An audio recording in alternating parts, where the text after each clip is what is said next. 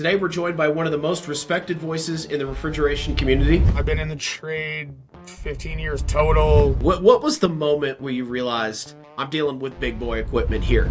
I had a grocery store once where the transformer that fed the entire business block blew up. You know, the trades have never looked better. Yeah, I was brought up in a family of tradesmen, got into the trade a little later in life, absolutely loved it. Thinking back on your career, what was one moment where you said, this is why I do this work?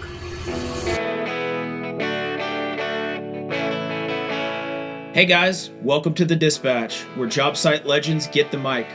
Join me every other Thursday as I sit down with the biggest names in the trades to find out what's really happening to keep America running. So whether you're on the road or in the garage beer in hand, settle in for a great conversation. I'm Ryan Prosser, and this is The Dispatch. Welcome back to The Dispatch, where job site legends get the mic. Today we're joined by one of the most respected voices in the refrigeration community, Ty Smith, aka Ice Master Ty, commercial refrigeration pro with over a decade of experience and social media content creator. Ty, thanks for being on the show. Thanks for having me. So you've done a little bit of everything in your career. I think people are pretty curious to hear your story in your own words. And one of the things, we got a hot off the press fresh chapter we're going to dive into today. But for folks that don't know, tell us a little bit about yourself. I'm up here in Canada. I've been in the trade 15 years total, been a licensed journeyman for over 10, specialized in grocery store and rack refrigeration for almost 7 years. Done a little bit of everything. I'm definitely more of a cooling guy than a heating guy, but got into the trade a little later in life. Absolutely loved it. Do volunteering tied to the trade, and it's just become a massive passion, whether it's the social media side or having apprentices or actually doing the job myself. So for those that are not so familiar with the Canadian market, they're hearing this, maybe they're a little bit surprised that a person would specialize in cooling, not heating, in the Canada market. Is that an unusual move? There's definitely less of them. We've got the same amount of grocery stores that you guys do per capita, so there's still everything when you walk in a Safeway that's still got to be kept cold. So got to keep the goods cold, right? 100%. We just operate on a lot bigger ambient temperature range. One of the things that I find fascinating about your background, we've had all these different people on the show. I love all the paths that people take into this profession. Yours came via RV mechanic. I have, so many questions. That's a space near and dear to my heart, of course. Can you talk a little bit about like transferable skill sets? Once you're mechanically inclined and you're good at diagnosing anything, that's always an asset changing around. Your base level of skills, tool operation, everything like that's always handy, and a good work ethic behind that is associated with it. Other than that, a lot of trades will carry a lot of similar procedures, I guess you'd call it, with work orders and paperwork and different levels of dispatching, and you've still got foremen and the structure. So there's a lot of things that'll transfer through most trades, but it was different going from like a pure shop environment to a pure field environment. What would you say, if someone out there listening is interested in the trades and they're kind of, they're trying to assess, I'm handy, but like, I don't know if this is for me. They're looking at HVAC. They're saying, man, the work looks steady. This is definitely in demand. Everybody needs to keep goods cool or frozen. What's a realistic first step to make that pivot? If you're thinking about it, I always tell people just to jump in with both feet. If you don't like it, you can always get out of it. It's usually not a pile of money and tools to start. You're basically living out of somebody else's van and tool bag. If you don't like the being on the tools part, there's different administration jobs you can go into with very little training. You could go to the supply house and specialize in product delivery. There's tons of other things that you can do inside the trade. But if anybody's thinking about it, go for it. And to me, I was brought up in a family of tradesmen. Both my parents actually are ticketed. My dad was ticketed in 2 trades in 2 countries, so he actually has 4 tickets. And their attitude was, you got to trade before you went to college. Because a trade you could always go back for. If you did something in college and only did half of it, you were where you were. At least if you got a trade, you can still fix a light bulb at home. That's right. And there is a boatload of folks coming out of college right now. And, debt and question marks seems to be the two things that they're coming out with versus, the trades have never looked better, more attractive. I'm curious, your slant on things. We've not had somebody with the kind of industrial background, which is, you're on the big boy side of things. In fact, maybe that's my question. What was the moment where you realized I'm dealing with big boy equipment here? This is a big deal. This is the next level of the game. I guess it's just feeding the ego. I don't know if there was a set time that did it. I liked the higher level challenges. I liked the high stimulation of, when you've got an entire grocery store down and you got a manager breathing down your neck and there's $500,000 to $1 million worth of product on the line. To me, that was something I enjoyed. Just going and working on a residential furnace, I didn't get the same level of enjoyment out of the process, but you got to really enjoy it because it can get pretty intense sometimes. Let's double click on the intense piece because I think it is somewhat specific to your to the industrial cooling side of this stuff. I think of to your point about furnaces, hot things stop being hot. Okay, frozen things stop being frozen, or cool things stop being cool at big industrial scale. You got a real problem. One thing that comes to mind is I don't know, grocery stores, anybody that's trying to keep fresh fish frozen or near frozen. This feels like kind of a race against the clock situation. They lose the ability to keep that cool. I mean, I read all the time. It seems like all the time about a bluefin tuna that's caught and sells on the market in Japan for big bucks, and it's just mind-boggling money seems to me. I live in landlocked Montana that we don't have anything like that in terms of trout. I don't know, sells pretty cheap. Beef But processing is insane. yeah, so the price of beef is crazy. So I imagine the pressure must be intense. This is a high, every minute matters. Can you walk us through when that call comes in? What does that look like? What's going through? I mean, to some extent, you're a first responder, almost. Oh yeah, more or less. Usually if I'm rolling to a site and something critical's going on, I'm either trying to call a contact to get more information than the office gave me. I'm running scenarios through in my head, planning out 10, 15 different things. I had a grocery store once where the transformer that fed the entire business block blew up. So now it becomes less of something I have to fix as much as I have to plan. So I have to start getting managers to get trucks and extra staff and start pulling stock and putting it in reefer trucks. And so it's basically heart rate up, blood pressure high, taking in every piece of information you can and just making the best decisions you can at the moment. This episode is brought to you by FieldMind, built for the hands that keep America running. FieldMind gives your field service techs ready access to technical documentation, service history, and your team's best tribal knowledge right where they are, in the field. FieldMind is the tool for field service techs. Learn more at fieldmind.com.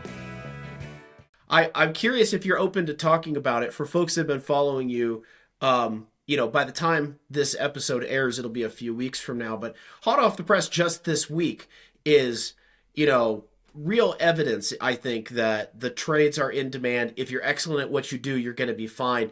Are you open to talking on the air about what your experience this week has been professionally with your former employer? Oh, yeah, we can talk about me getting fired. I'm cool with that. Let's get into it. Management and I didn't agree on a few things, and at the end of the day, they figured it was better for the company to move forward without me. So I was served with walking papers first thing in the morning. And you being you, what was the turnaround time to, landing on your feet? Can you talk about that? Yeah, I had a verbal offer within 26 hours to go to another company into a sales and office position, which I had been very interested in pursuing for quite a while. So the takeaway seems to be, if you're excellent at what you do and you're in a trade like this that is super in demand, the best folks are always going to land on their feet, right? Is that sort of am I correct in that? Is that what the young bucks out there should be taking away from this? Oh yeah, you're massively employable. In our market, pretty much, I would say every major company needs one or two guys at this point in time. The industry, as big as we are, we're a Calgary's a city of 2 million. I would say there's probably, say, 10% of that that can do any level of rack refrigeration. So when you make yourself in demand, whether that's racks, chillers, heavy boilers, whatever your specialty is, you build a reputation, people know you, and you can transfer fairly easily when you need to leave a company.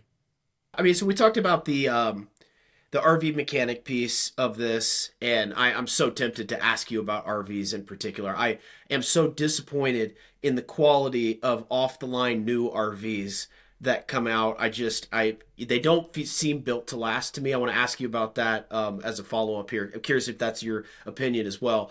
But as you look at your trajectory from there to here, now you're this, persona in the space. People know you. You're in demand. You can kind of dictate your terms. If you were going to paint a path for the young guys coming up, somebody's 18, they're just getting started. Let's say they're handy, but that's it. They don't know anything else. What's your message to that early, young man that's like, let's say he's committed. All right, he's seen your stuff and he's in. So you don't need to sell him that it's meaningful, that it's hard, that he should be doing it. But just like paint a picture of those first 5 years. What is he going to be looking at, and how can he ensure that he comes out the other end of that 5 years in as good a shape as possible? It depends how you process your 5 years. I know even in Canada, every province is different how we train guys up. In the US, you guys are a lot more into a trade school or factory training position. Usually it's, right from the beginning, it's drinking from a fire hose. I tell the guys from the very beginning, pick a component that you know what it looks like, follow the rest of the system. You'll start to make connections. When you get into the racks and the bigger stuff, I usually tell guys kind of in the 2 to 3 year mark is when things start clicking, that you understand you're not just going in basically with your eyes pulled open every day. Mm-hmm. And then just stick with it and continuously work hard. You build a reputation early for being lazy, it's going to stick with you. If you build a reputation for working hard, that's going to stick with you as well. I've got 18-year-olds that are running around 25-year-olds that have been in the trade for 5+ years because they're just more driven. And if you always seem to be busy, then you will impress your, senior team. So reputation matters massively, and just continue to invest in your skills every day seems to be kind of the takeaway. You're a famous straight shooter. This is like totally off script. I am curious to hear your take on the RV market in particular. I think you're an RV guy. I'm an RV guy. Am I right? Am I totally off base? What's your take on the off the lot level of workmanship in a new RV, just as a guy that's an enthusiast? So, like I said, I've been out of it minimum 15, 16 years.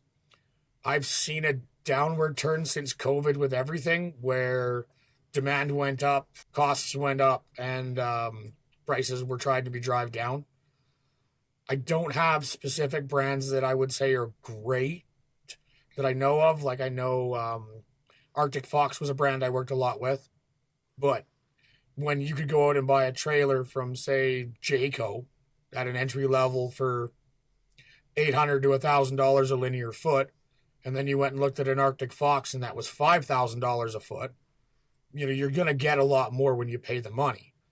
So I think that the higher end stuff's still good, but the entry level stuff now it's cardboard. It's just going to fall apart. That's what seems to me. I mean, here in the United States, I live in, and I think you live in kind of the Canadian version of the same thing. Beautiful, right at the foot, the slope of the Rockies. And so I'm in Montana. We see a lot of RV traffic through this part of the world. So I consider myself a bit of an enthusiast. And just the level of workmanship. You walk up to folks, hey, how you like this RV? What do you think?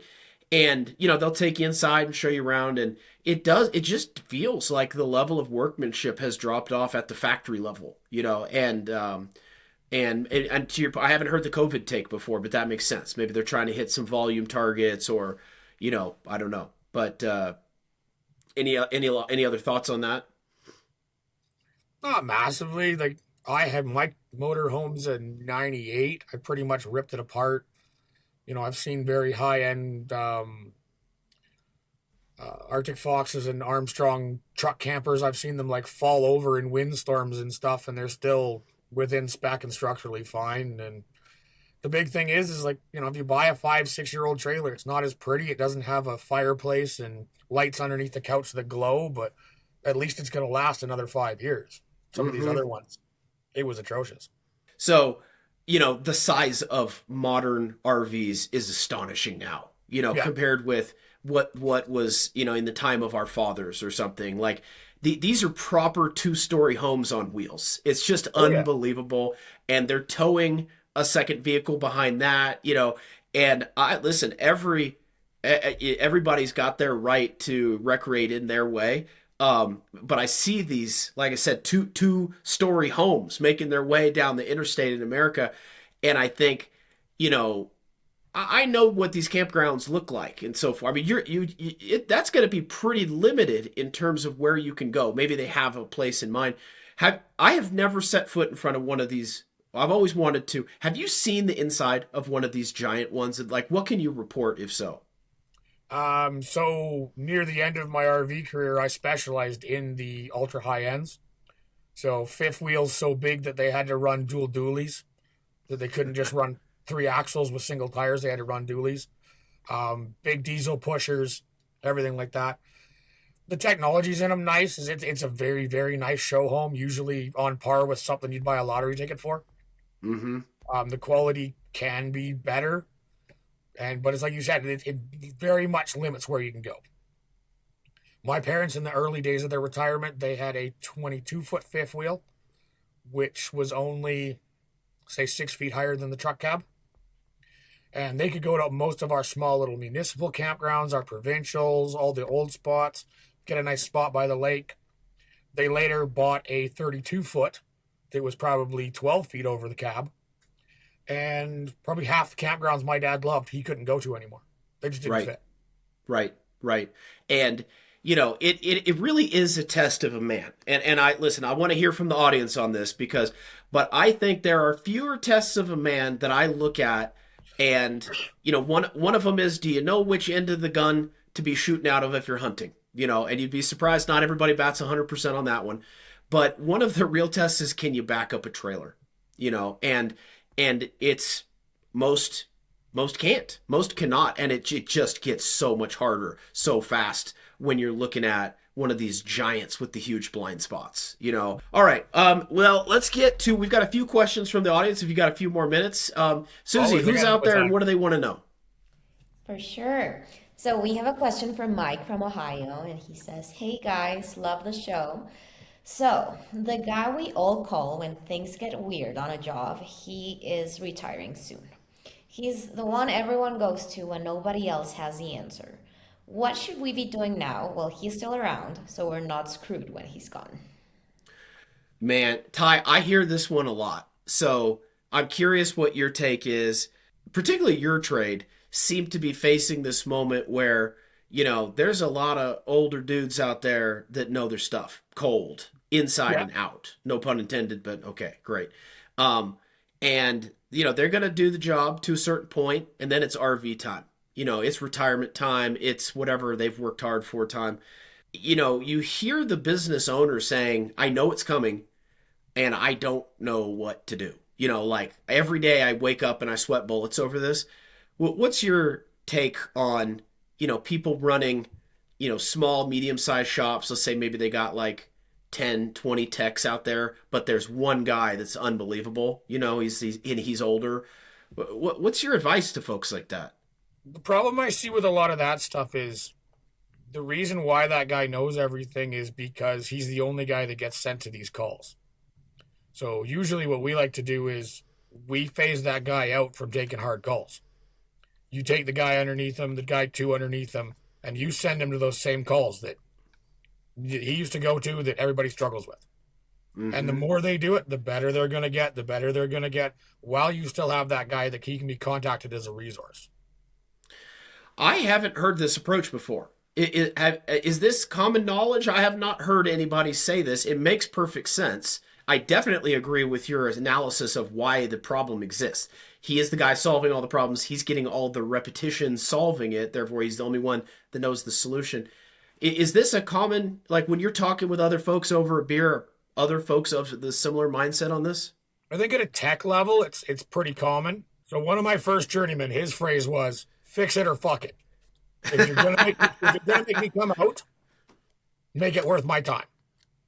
So he wanted you to push yourself past the limit, and he was willing to let you damage the equipment that he could fix afterwards, so you would learn how to get past that point.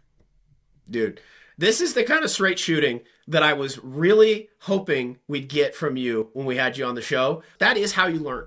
I mean, not just in the trades, in general. Like, you gotta mess stuff up, you gotta snap a screw head off, you gotta, whatever the case You gotta is. be uncomfortable. You just have to be.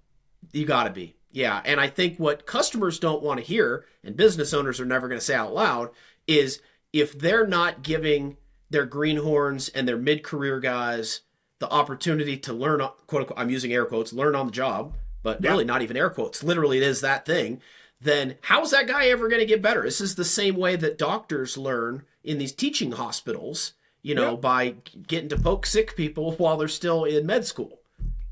Yeah. And I love drive-alongs.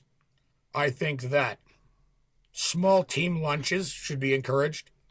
So your go-to guy, take a guy that's 3-4 down from him, send him out to lunch together. Mm-hmm. Right? They're going to sit and talk about something at the table. Chances are it's going to be work. It's one of the few things they got in common. In your experience, are HVAC techs more likely? So I think that people have a idea in their mind. But let's in reality, would you say they're more likely or less likely than people think to meet up for a beer and talk shop after work?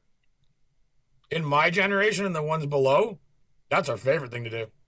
Gotcha. Yeah. It's war stories. You compare who had the worst job, who had the weirdest fix, who had the dirtiest case they had to work on, the weirdest manager, whatever it is.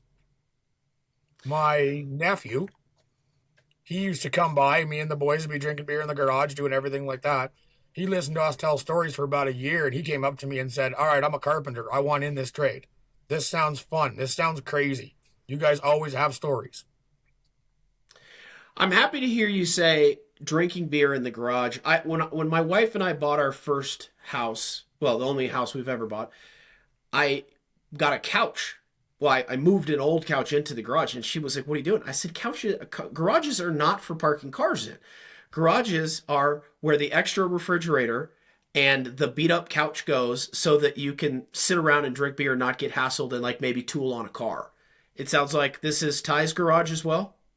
No, Ty's garage where cars go in, and then they spend about 9 months, and then they come back out again. Nice. It's where my project cars are, and yeah, it's full man caved out there. I got a 50-inch TV and cable and surround sound and full-size fridge, the whole deal. Love it. Susie, hit us with another question. Hey Ryan, I'm Cole and I do HVAC. I'm still pretty new in the trade, and most days it feels like I am teaching myself as I go. The experienced guys are slammed, and I don't want to slow anyone down or get on anyone's nerves. What's the right way to keep learning without being that annoying guy? I'll rephrase this slightly in a way that I hear a lot. I hear it from the other folks we've had on the show. Not that they personally experience it, but that they're aware that new entrants to the trade are experiencing it. They don't know how to go from zero to something. I like one of the ones that Trevor Matthews brought up, and he said that as an apprentice, you should buy your journeyman lunch or a beer because you're fostering a relationship outside of work where he's willing to help you with things. If you're working at a company where all the journeymen are too busy and not willing to help you, maybe that's not the company for you. Go somewhere where you feel supported. The other side is the guys who are coming up now have way more resources than I did when I started. Mm-hmm. YouTube, Spotify podcasts, all the social platforms, everybody that's on it. You can reach out to creators. You can look up how the cycle works. You can look up how a controller works. When AI comes in, that's going to be a whole other benefit going through. But the key is building these relationships between senior guys and junior guys where you can approach them. And you should never feel like you're the annoying guy. I was told earlier on, there's no stupid questions. There's just ones you bring me twice. If you're a business owner, so just asking you, put yourself in these guys' shoes, how would you sell the business owner? Let's say they got a team of 20 techs, whatever. They want to bring a couple of new people in, but they're looking at the investment. I'm using air quotes again. Like this guy is handy, but he doesn't know HVAC. We're going to have to invest in him via lunches, via ride-alongs, whatever the case is. And the owner's saying, man, what if this guy just leaves in 3 years? So I invest all this money and he leaves. What's your rebuttal to that? It's a cost analysis. So apprentices don't get paid as much as journeymen because they don't know as much as journeymen. They shouldn't be expected to produce as much as journeymen. If you're getting 65% of the journeyman's wage, you have 30% to learn. That's what that time's for. That's for you to diagnose things that are longer and do everything else. And the other side of the coin is yeah, that guy might leave in 3 years, but if you don't train him, he might leave in 3 months. Right. He gets in there and he feels a part of the team and he feels loyal to everybody. And my boss took care of me for all those years. I can't leave him now for another $1 an hour. Like, you've got to invest in the guy. You got to invest in his education. You got to invest in everything, or somebody else down the road will. How much job hopping do you observe in this space where a guy says, listen, to your point about an extra $1 an hour, I have the ability to go over to this other company and I have it on good authority. They pay $2 more an hour. That's good enough for me. I'm gonna cut bait. Or people like, man, look, I came up here. This is where I'm gonna stick it out. Like, can you describe the vibe that you experience? My rough opinion would be that there's 30% of the guys that are die hard for lives. They're never going to leave that company. They're guys with decades in. It really doesn't matter what they do. They're going to stay. There's about another third of guys who kind of in myself, like, I'll commit to something for a year. I won't make any changes. I don't make rash decisions. I don't move around often. You know, I'm 15 years in and I'm about to go to my 6th company. Mm-hmm. The other ones are the ones that, yeah, they'll jump for $1 and a ham sandwich. And, you know, these guys, they can put 5, 6 companies under their resume in a year. But when there's only 20, 30 good companies out there, you run through them fast and then nobody wants you back. Right. There's a bit of all the categories, and it just depends on who you want to be as a person. Got it. All right, Susie, bring us home. Well, I think we got one more question from the audience. Hey guys, Chris here from Flint, Michigan. My boss is thinking about bringing some AI thing into the field and asked what I think. What do you think AI should do to actually help you on a job? And what's a sign that tells you it's just going to suck? This one hits home for me. So, my day job, which is the sponsor of the show, is FieldMind, and this is an AI tool for field service techs. You mentioned AI a second ago. We definitely experience kind of a curiosity almost. People are like, well, how is this of any benefit to anyone? But also, they are, there's a skepticism, I guess I would say. They're saying, listen, there's no substitute for knowledge, which is definitely true. What's your take on AI in the trade? I don't see how AI is not going to be a factor in the trades. I think it'll definitely assist with work orders and initial diagnosis. But I think with like a lot of other forms of technology, it's going to be a garbage in, garbage out scenario. So you're still going to have a basic understanding of what you're looking at to present the questions to AI to get your answer. I assume at one point in time we'll have robots that'll do the job, but you're going to have to understand some of it to move forward. It's the same as if you call a journeyman on the phone. You have to describe what's happening accurately to move forward. So it'll be an asset. I don't necessarily know how. When smartphones came out, the first journeyman I was working under, he thought having a PT chart on your phone was ridiculous. When I went through school, I'm from the generation that the teacher told us, you're not going to have a calculator in your pocket everywhere you go. You're going to have to learn to do that. Right. The technology is going to move to a place where I don't know where it is.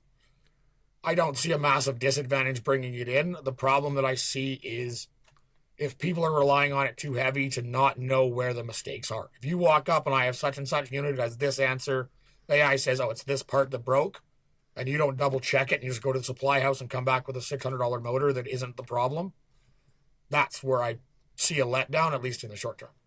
I totally agree. And I will tell you, as someone that is in this space, knows a thing or two about AI, it is still getting things wrong a meaningful amount of the time. And um, people, everyone's like, well, it's coming for software programmers. And they're right, up to 95% complete. And then you Yeah. really need a master software programmer to like, I'm going to use one of our 5 swear words, unfuck the whole thing and complete that last 5%. As anybody who's ever done a project knows, 95% is about halfway there, Yep. so the last 5% is half of a job oftentimes.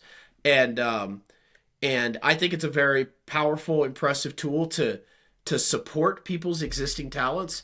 But this idea of totally offsetting it, I find to be pretty dubious on any time scale that I've heard about. And then to your point about robots doing the job, we've had enough people. I think it was HVAC Disciple we had on the show a few months ago, and he used a term I'd never heard before. So this is residential HVAC. I don't think this will apply to your work at all, but he used a term that he said was spidery to describe some of the crawl spaces he's worked in. I was just down in my crawl space today to investigate a furnace issue, and I would definitely describe it as extremely spidery. And I was thinking about this interview and about, some of the folks we've had on the show. I don't think anybody is going to be mad when robots come for the spidery crawl space jobs. But I think to your point about, it being able to support people, that is also my view as well. So I judge for the World Skills Competition. We're not necessarily fighting AI, we're fighting most levels of technology. So you can get a simple set of manifold gauges right now that will do your pressure temperature conversion for you. We insist that you have to learn how to do that, just to know. Because if you put the wrong gas in and you see a really weird number, you have done enough of these conversions to know that doesn't look right. Right. If you don't understand it and you just look at the number and, oh, that's what it must be, and carry on with your day. I mean, the outsourcing of expertise I think people will look back and say is one of the scariest developments of our time.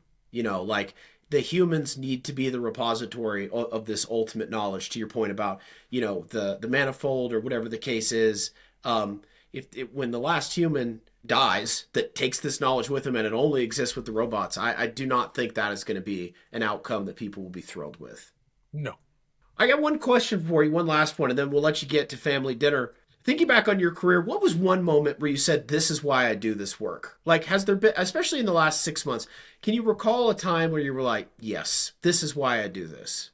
I think it's most days when I come home, just a high level of job satisfaction. I can see something that was broken that works better after. Customers, when they tell you that, their system hasn't worked this good in 10 years because of the work you've put into it, and, or they've got a relationship where they trust you more than anybody else that like even your own company can send. Mm-hmm. So I would say it's almost on the daily. The level of job satisfaction I have in finding where I wanted to be is just awesome. Love it. Well, let's close with that, man. That is a wrap for today. Ty, thank you so much for being on the show. Thank you very much for having me. And thank you for listening. Join us next time as we meet with another frontline tradesman out there keeping the country running. Thanks for listening to The Dispatch. If you enjoyed today's episode, don't forget to subscribe, leave us a review, and share it with a friend in the field.